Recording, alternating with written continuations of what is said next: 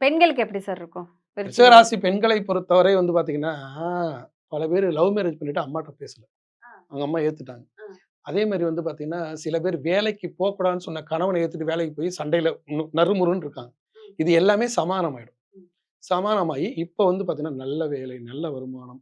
ரொம்ப பேர் கடன்ல மாட்டிட்டு கழுத்த நெறிப்பட்டாங்க. அவங்களுக்கெல்லாம் கடன் அடைஞ்சிரும். விடுதலை. ஆமா. ஆ. வாகனம், புதிய வாகனம். நேத்து ஆமா. வரையும் சைக்கிள் வாங்க வசதி இல்லாதவங்க இப்ப ஸ்கூட்டி வாங்கிட்டு போலாம் ஜம்முன்னு. ஆஹா. பெண்களுக்கு ஸ்கூட்டி தயார்.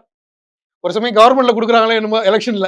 ஓ! அப்படி எலக்ஷன் வர அது கூட வாய்ப்பு வாய்ப்பு இருக்கு. ஆ. எலக்ஷன்ல டக்குன்னு வந்து ஸ்கூட்டின்னு அறிவிச்சுட்டாங்கன்னு வச்சுக்கோங்களேன். அது வாங்கிடுவாங்க இல்லையா? ஏதோ ஒரு விதத்துல ஸ்கூட்டி கிடைச்சிரும். சிறப்பு. அப்படி ஒரு வாய்ப்பு. அதே மாரி நிரந்தர வேலை வாய்ப்பு, குழந்தை செல்வம்.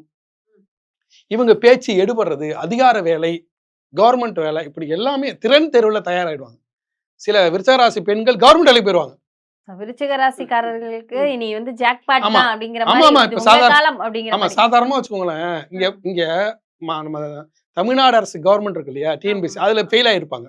ஆனா அவங்க வந்து ரயில்வேல பாஸ் பண்ணுவாங்க. ஓ! அப்படி தூக்கி விட்டுரும். ஏதோ ஒரு பக்கம் ஆமா. தூக்கி தான் விடும். சனி குருமனை ஏறி சனி ம். குருமனை ஏறி சனி குரு நல்லா இருக்காரு. டக்குன்னு ரயில்வேல பாஸ்.